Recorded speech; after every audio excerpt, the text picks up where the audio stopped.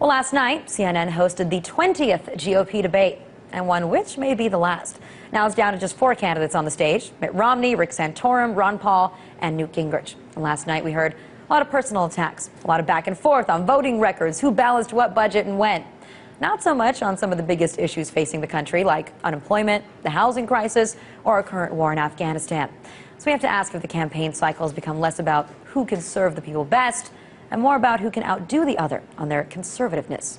Earlier, I spoke with Gary Johnson, former governor of New Mexico and current Libertarian presidential candidate. And he first told me that out of the final 4, aside from hoping that he would have still been there, he hadn't predicted Rick Santorum and Newt Gingrich to make it this far.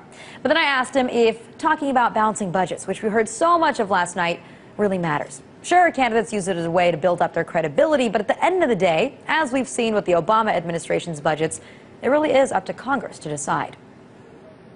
Well, I think it can make a huge difference. The notion that I am promising to submit a balanced budget to Congress in the year 2013. I'm promising to veto expenditures that exceed revenue. I'd suggest to you, Alyona, that spending will be less in that scenario than any other possible scenario. Trouble is that no candidates are talking about submitting a balanced budget. They talk about it, but they're not talking about a document to actually show that. Ron Paul is proposing a $1 trillion reduction, but a balanced budget is a $1.4 trillion reduction. So that's the difference, and that's been a promise that I've been making all through this campaign. I promise to submit a balanced budget.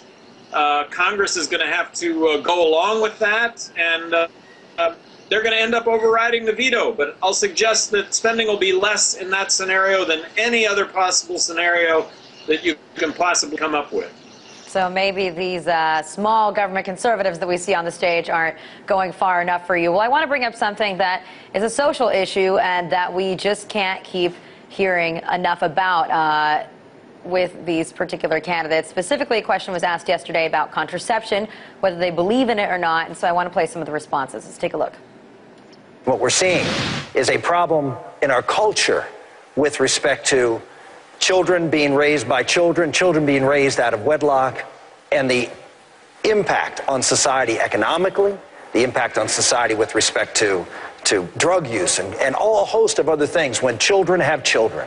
There are bigger problems at stake in America. And someone is going to go out there, I will, and talk about the things. Along the line of the pills creating the immorality, I don't see it that way. I think the immorality creates the problem of wanting to use the pills. So you don't blame the pills. It's the morality of society that we have to deal with.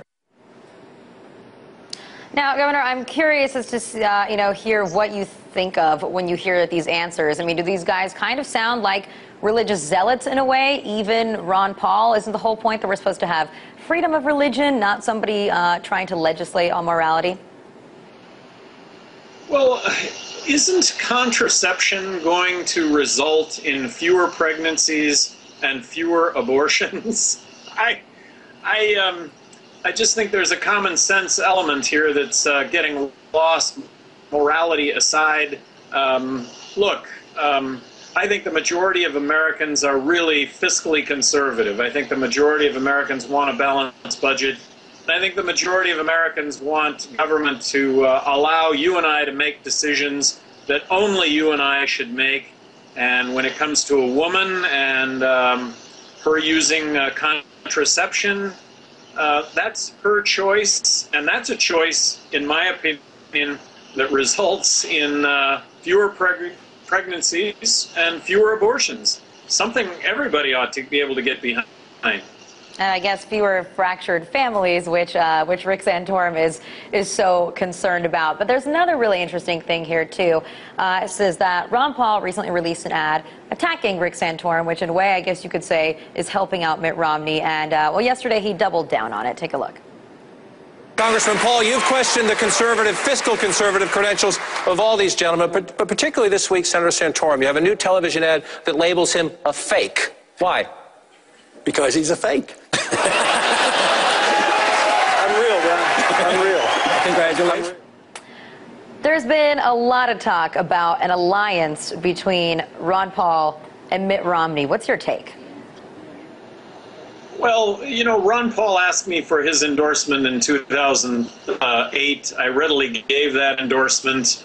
When I left the Republican fold and am now running as Libertarian, I asked all my supporters to vote for Ron Paul. I can't imagine Ron Paul endorsing Mitt Romney.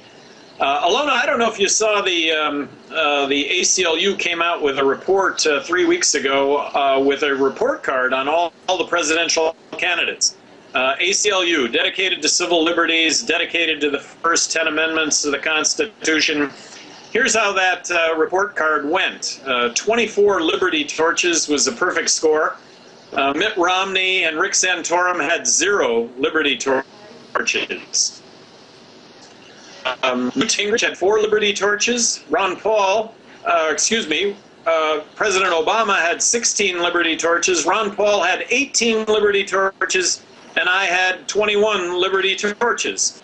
So I think there is a big difference between freedom and liberty candidates and Mitt Santorum and Mitt Romney and Newt Gingrich. So you're saying that you don't buy it. You think that that it's a lie when people are thinking that there might be some kind of teamwork, some kind of collaboration, I guess you could say, between the Paul and the Romney campaigns?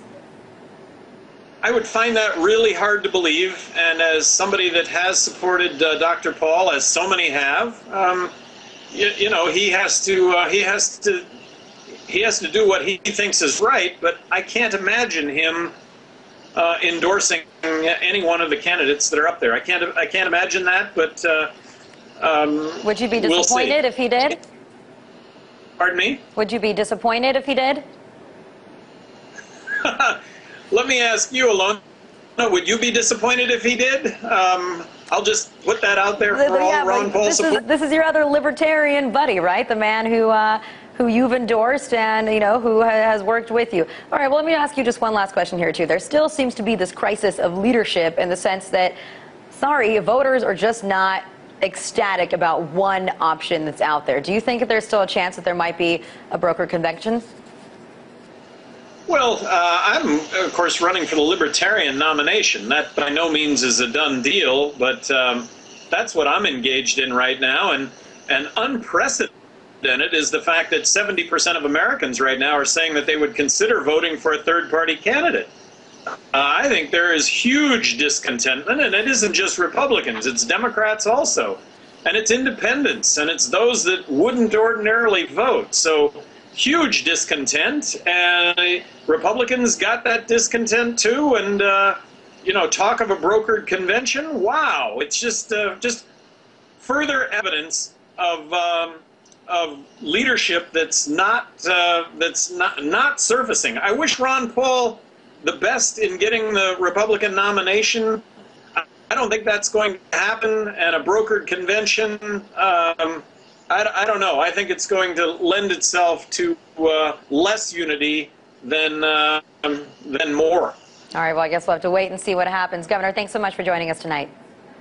Alyona, thank you very much. Earlier in the show, we spoke to Libertarian candidate for President Gary Johnson about the GOP debate last night and the possibility of a Ron Paul-Mitt Romney alliance. So we wanted to know if you would be disappointed if Ron Paul officially endorsed one of the other GOP candidates for the presidency. Let us know what you think on Facebook, Twitter, and YouTube. And who knows, your response just might make it on air.